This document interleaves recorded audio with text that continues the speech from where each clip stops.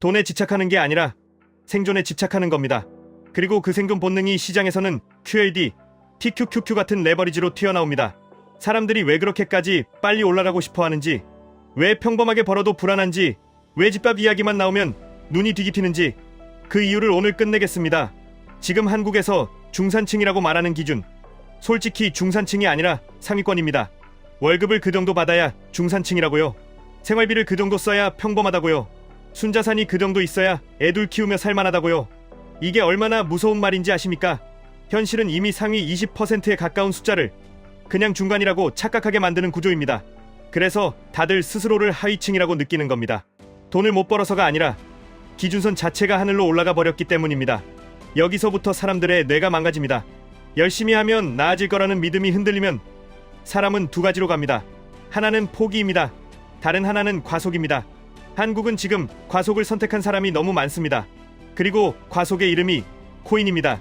영끌입니다. 레버리지입니다. QLD, TQQQ 같은 상품은 원래 도구입니다. 그런데 한국에서는 이게 마지막 사다리처럼 보입니다. 왜냐하면 사다리가 점점 접히고 있다는 느낌이 너무 강하기 때문입니다. 여기서 제가 좀 화가 납니다. 사람들이 돈에 집착한다고 손가락질하는 분들, 그 말 쉽게 하지 마십시오. 집착이 아니라 공포입니다. 월급이 꾸준히 들어와도 통장에 남는 게 없어 보이고, 아이 키우며 교육비를 생각하면 숨이 막히고, 집은 멀어지고, 노후는 더 멀어지고, 그러면 인간은 계산을 시작합니다. 내가 지금 속도를 못 올리면 끝이다. 이 계산이 사람을 몰아붙입니다. 근데 문제는 뭐냐? 이 공포를 이용하는 산업이 너무 많습니다. 조회수 장사, 불안 장사, 영웅 서사 장사, 단기간에 인생 역전 장사. 이게 사람을 더 조급하게 만들고 더 위험한 선택으로 몰아넣습니다. 그리고 실패하면 개인 탓으로 돌립니다. 멘탈이 약했다, 공부가 부족했다, 운이 없었다. 아닙니다. 구조가 사람을 분노하게 만들고 분노가 사람을 과속하게 만든 겁니다. 자, 그러면 질문이 나옵니다. 그럼 우리는 뭘 해야 합니까? 돈에 집착하지 말라고요. 마음 고상하게 살라고요. 페어플레이 하라고요. 요리 한 가지 잘하라고요. 악기 하나 배우라고요. 좋습니다. 다 좋습니다. 근데 그게 밥값을 대신 내주지 않습니다. 그게 아이 학원비를 대신 내주지 않습니다. 그게 전세 만기를 대신 연장해주지 않습니다. 현실을 무시한 위로는 사람을 더 화나게 할 뿐입니다. 그래서 저는 이렇게 말하겠습니다. 돈을 좋아하셔도 됩니다. 돈을 원하셔도 됩니다.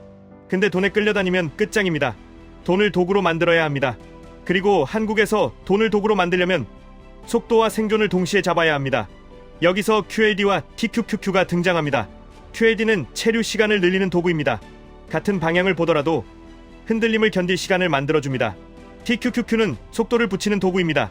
잘만 쓰면 시간을 압축합니다. 하지만 잘못 쓰면 인생을 압축합니다. 제가 지금 이걸 미워하는 게 아닙니다. 레버리지는 칼입니다. 칼로 요리를 하느냐, 칼로 손을 베느냐, 그 차이는 규칙입니다. 한국인이 돈에 집착하는 이유를 투자의 언어로 번역하면 딱 이겁니다. 사람들이 안정적인 부를 쌓는 느린 길을 믿지 못합니다. 그 길을 걷는 동안 중간에 뒤집힐 것 같아서입니다. 그래서 사람들은 점점 더 빠른 수단을 찾습니다. 그 빠른 수단이 레버리지입니다. 그리고 레버리지의 핵심은 속도보다 생존입니다.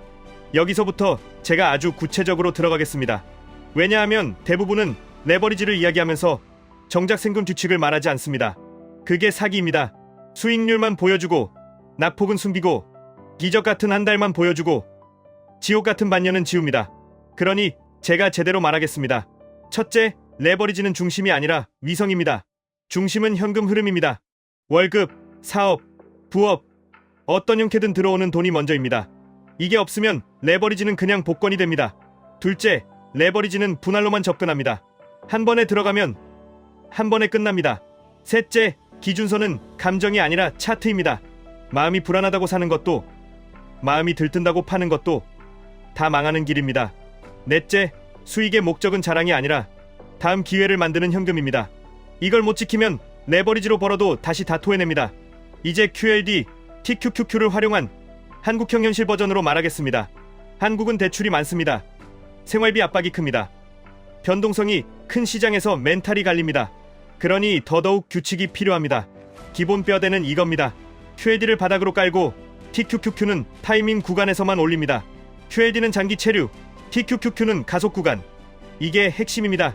예를 들어 시장이 상승 추세로 정돈되어 있을 때 계좌의 중심은 QAD로 잡습니다. 그리고 가격이 과열이 아니라 조정 구간으로 들어올 때 그때만 TQQQ 비중을 잠깐 올립니다. 이렇게 하면 두 가지를 동시에 잡습니다. 하나는 장기적으로 시장에 남아있는 힘, 다른 하나는 상승 구간에서 속도를 끌어올리는 힘. 여기서 많은 분들이 바로 이렇게 말합니다. 그거 결국 레버리지니까 위험한 거 아닙니까? 맞습니다. 위험합니다. 그래서 기준이 있어야 합니다. 저는 기준을 이렇게 권합니다. 상승장에서는 QAD 중심, 조정이 깊어질수록 TQQQ를 분할로 얹고 회복이 강하게 오면 TQQQ를 일부 줄이고 QAD로 되돌리는 방식. 이게 리밸런싱입니다. 이걸 안 하면 레버리지는 언젠가 계좌를 찢어 놓습니다. 또 하나, 한국인이 가장 많이 망하는 지점이 있습니다. 바로 최고점에서 확신이 생기는 순간입니다. 뉴스가 좋고 주변이 벌고 내 계좌가 빨갛고 그때 사람은 규칙을 버립니다. 여기서 TQQQ를 풀로 올립니다. 그리고 그 다음 조정에서 멘탈이 박살납니다. 이 패턴이 너무 뻔합니다. 그래서 제가 말합니다. 확신이 생기는 순간이 가장 위험한 순간입니다. 그 순간에는 오히려 속도를 줄이셔야 합니다. 그럼 또 이렇게 묻습니다. 그럼 언제 가속해야 합니까? 딱 한 가지입니다. 공포가 오고 분할이 가능한 자리에서 규칙대로만 가속합니다. 즉, 하락이 길어질 때일수록 한 번이 아니라 여러 번으로 나눠 들어가야 합니다. 그리고 반등이 강하게 오면 욕심이 아니라 원칙으로 일부를 거둬야 합니다. 왜냐하면 그 거둔 현금이 다음 공포 구간의 탄약이기 때문입니다. 여기서 한국인의 돈, 집착이 투자로 바뀌는 순간이 나옵니다. 집착은 한 번에 끝내려는 마음입니다. 투자는 여러 번 살아남는 기술입니다. 우리는 지금 이걸 바꿔야 합니다. 한방 마인드에서 여러 번 생존하는 마인드로 QAD는 생존을 돕고 TQQQ는 기회를 키웁니다. 근데 전제는 하나입니다. 규칙을 지키는 사람만 이걸 무기로 씁니다. 규칙을 버리는 사람은 이걸 족쇄로 씁니다. 자, 현실적인 반박을 더 받겠습니다. 레버리지는 장기 보유하면 언젠가 망한다는 말이 있지 않습니까? 맞습니다. 아무 생각 없이 장기 보유하면 망할 수 있습니다. 그래서 QAD와 TQQQ를 같은 방식으로 들고 가면 안 됩니다. QAD는 장기 체류로 설계할 수 있지만 TQQQ는 구간 전략이 필요합니다. 장기라는 말은 아무 조치 없이 들고 간다는 뜻이 아닙니다. 장기는 오래 살아남기 위해 계속 관리한다는 뜻입니다. 또 이런 말도 나옵니다. 나는 월급이 적어서 분할 매수도 못한다. 그래서 더더욱 규칙이 필요합니다. 돈이 적을수록 한 번의 실수가 치명적입니다. 그러니 비중을 더 보수적으로 잡아야 합니다. QAD로 체류 시간을 확보하고 TQQQ는 정말 기회가 명확할 때 아주 작게, 아주 나눠서만 들어가야 합니다. 작게 들어가도 됩니다. 작게 들어가서 살아남으면 다음 달에 또 들어갈 수 있습니다. 크게 들어가서 죽으면 다음 달이 없습니다. 그리고 이건 꼭 말하겠습니다. 여러분이 돈에 집착하는 이유, 그걸 부끄러워하지 마십시오. 다만 방향을 바꾸십시오. 돈을 목표로 삼지 마시고 자유를 목표로 삼으십시오. 돈은 자유를 위한 연료입니다. 연료를 모으는 방식은 차갑고 규칙적이어야 합니다. 뜨겁고 감정적이면 연료는 다 새어나갑니다. 여기서 제가 마지막으로 한 번 더 세게 말하겠습니다. 한국에서 가장 위험한 거 남의 속도로 달리는 겁니다. 누가 얼마 벌었다, 누가 어디 샀다, 누가 몇 배 먹었다, 그거 듣는 순간 여러분의 규칙은 무너집니다. 그러면 QAD도 TQQQ도 좋은 도구가 아니라 독이 됩니다. 남의 성과는 참고가 아니라 소음입니다. 여러분 계좌는 여러분 인생이고 여러분 가족이고 여러분 호흡입니다. 소음의 운전대를 맡기지 마십시오. 정리하겠습니다. 한국인이 돈에 집착하는 이유는 사치가 아니라 불안입니다. 불안이 커질수록 사람은 과속합니다. 그 과속이 레버리지로 나타납니다. 그래서 우리는 레버리지를 도망이 아니라 기술로 만들어야 합니다. QAD로 체류 시간을 만들고 TQQQ로 기회를 압축하되 분할, 기준, 리밸런싱, 현금 확보, 이 네 가지를 버리지 마십시오.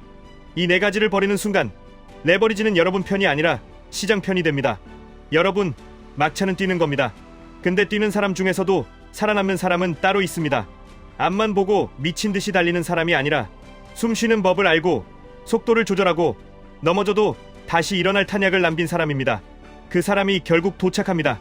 오늘부터 돈에 끌려가지 마시고 돈을 끌고 가십시오.